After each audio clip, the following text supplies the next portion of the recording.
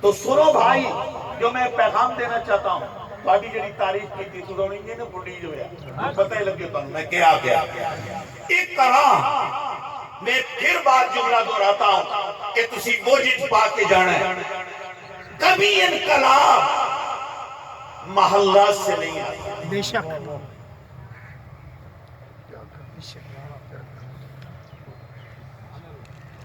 اگلے جملہ آقا، کبھی انقلاب سواریوں اور گاڑیوں سے نہیں آتا۔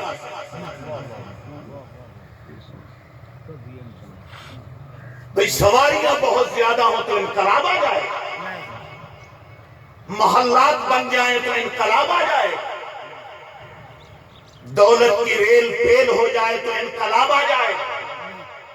میں نے قوموں میں پیسے کی وجہ سے کبھی انقلاب نہیں دیکھا، میں نے قوموں میں محلات کی وجہ سے انقلاب نہیں دیکھا، میں نے قوموں میں سواریوں اور گاڑیوں کی وجہ سے انقلاب نہیں دیکھا۔ جب بھی انقلاب دیکھا ہے تعلیم اور اخلاق کی وجہ سے۔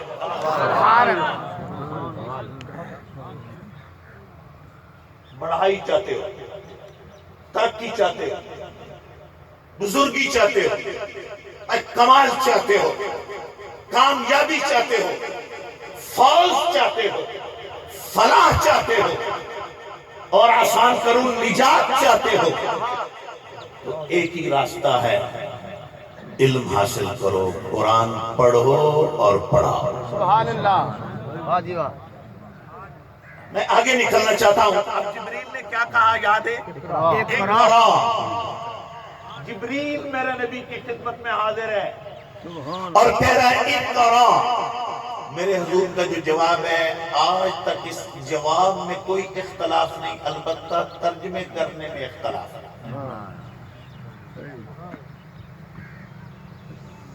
آپ نے آگے جواب میں فرمایا ما آنا بقارئ۔ سبحان اللہ۔ آنا عربی میں میں، ما یہاں نافیہ، قاری کسے کہتے ہیں؟ پڑھنے والا، پڑھنے والے، ٹھیک ہے۔ ما انا بقارئ، حضور فرما رہے تھے جبریل تم اقرا آہ کے روک کے باہر ہیں، میں پڑھنے والا نہیں